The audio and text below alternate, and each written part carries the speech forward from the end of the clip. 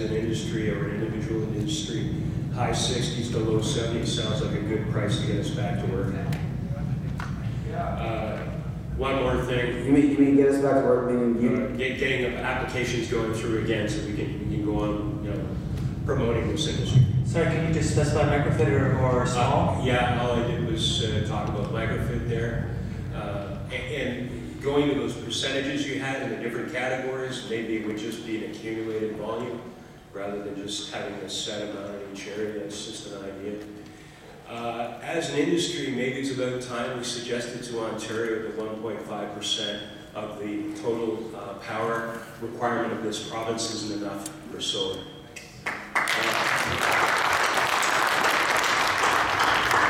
And on that point of the 1.5, which I'd love to harp on, we brought this up to Deputy Minister Min in our meeting, and he said, well, there was a process, and there was a long-term energy plan, and you guys did not come to a table, and that's over. That's written in stone.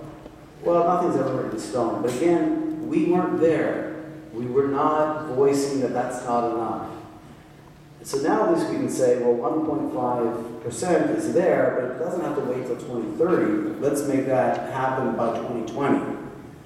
And but nothing is written in stone. However, their assumption right now is that's the target, 1.5 by 2030. My name is Howie Chong. I actually don't have a solar affiliation, but I do have a background in environmental campaigning going back many, many years, although not so much recently because I've been actually working in the carbon market. I was here because I was interested in the solar industry in general, and hearing what some of the issues are with the FIT contract. And as an outsider, I'm hearing a lot of details. Fantastic. It's great. It's good to know all that type of stuff.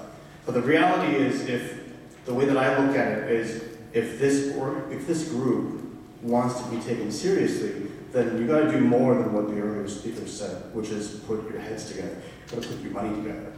You got to put your money together. It costs millions of dollars to do a national campaign, for example.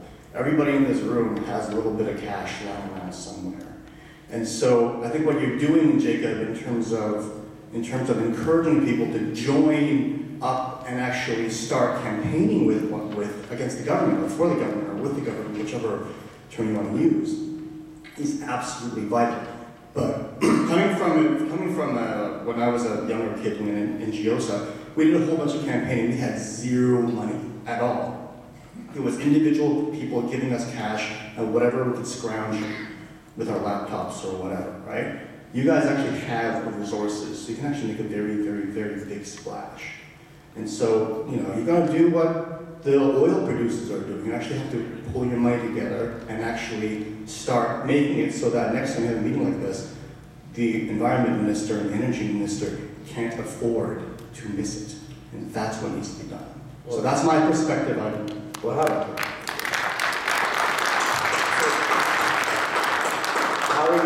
Thank you for that. I'm really glad you brought that up, and I'd like you to stand at the door a little bit later with a hat.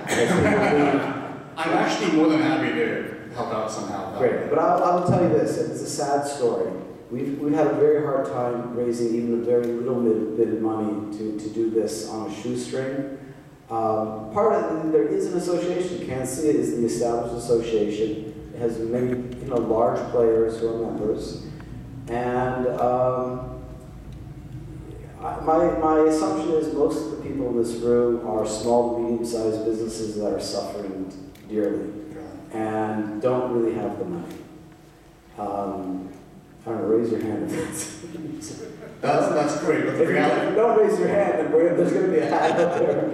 One of the first things that I'm totally aware that people have their own financial constraints. You've got people to pay, you've got yourself to, your own families to worry about. That's perfectly fine. One of the first things that I learned as a board member, as a youth, making zero money, was that if you're a board member and you believe in the organization, you have to give something. Any amount of money that you possibly can. Because the reality is an organization will not survive without cash. It can only survive off of energy and cash. That is it. You don't have the capability of getting a lot of youthful activists to go out on the street and sit around and whatever we're used to nowadays. I'm not sure. It's been a while since I've been one.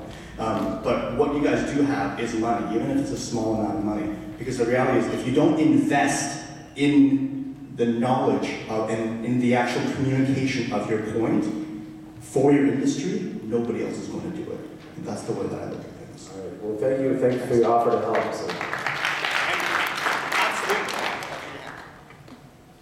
Hi, I'm Maury from In-Phase Power Installers here in the downtown Toronto area.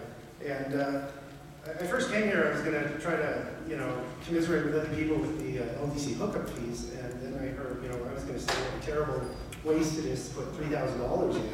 And then I hear these stories, so I cried a little tear for everybody who's paying over $5,000 just to hook up a piece of wire. And that sort of brings me to what I'd like to talk about is considering some of maybe the hybrid models for metering. Believe it or not, Measurement Canada does not actually care about the double meter base issue that has been thrown on all of us. I've had this conversation long and technical with them. And we could all save a lot of money and make everybody's life a little easier if the government would consider an inline or some sort of hybrid model like they have in New Jersey. And just one other factoid to throw out there while we're considering the rooftop versus ground mount, large versus small. There was a recent study, I think it came out of either Western or Queens, and they considered practically everything, direction of the roof, size of the roof, chimneys, other buildings in front of it, trees, etc. The conclusion is that there's 5 gigawatts of rooftop already built in Ontario, purely practical buildings, nothing weird like putting panels behind chimneys. So I don't know, maybe that sort of clarifies where that line should be drawn, but 5 gigawatts is a lot of power with Pickering. And I'd rather see that develop than more mushrooms in people's fields. Just my own personal take on that. So. And again, that, links to those other articles, references, or stuff about Measurement Canada, if you could please, because we're taking some notes and there's a recording, but if you could just send something to FRC, Fit Review Coalition at solarnetwork.org, and we'll send an email out, and you'll have access to the slides, and there's going to be follow-up to this meeting, so if you're shy to get up and speak, there will be opportunities to respond and share your thoughts online as well. So, but there's nobody standing at the microphone, so now's your opportunity to get up there and have yourself heard, or we're going to start bringing this to a close. Any other comments, suggestions, anything you heard tonight you really don't like, you really do like, something that was left out, please speak your mind. Hi, I'm Shmuel from Grasshopper Energy, Grasshopper Solar. One thing we did talk a little bit about was municipalities and LDCs. I, for one, see a big conflict of interest in having LDCs able to participate. For one thing, we say they're not allowing commercial aggregators, but on the other side of things, they're saying LDCs are eligible for FIT, microfit, etc. How is it that we can have 2 standards like that, and what can we do to take someone who has that much control over the approval process and make sure that they are treated, either they make it a fair process or they're treated like a commercial aggregator?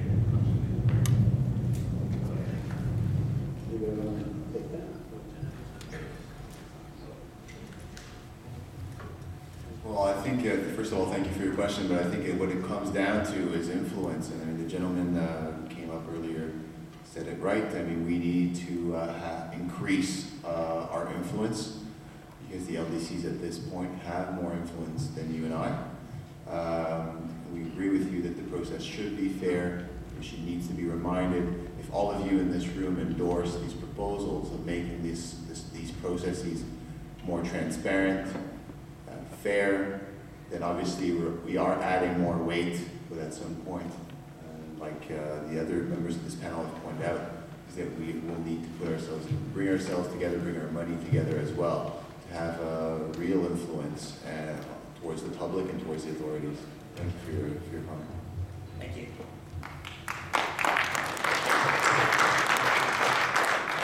Hello, Heather Ramsey from E2 and Norris Energy. If I was at the negotiating table with the government and they said, okay, you've done brilliant thinking, there's a good 20 or 30 ideas on the table, what are your top 4?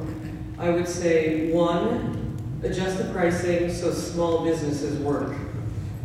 2, some plug and play level.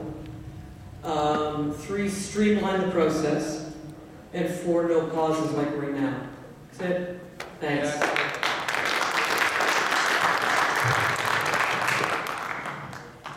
Hi, my name is Era Zakawan from Solar Stream Grid Energy Group. I want to reiterate that I very much agree with the gentleman discussed the significance of lobbying and throwing money at it.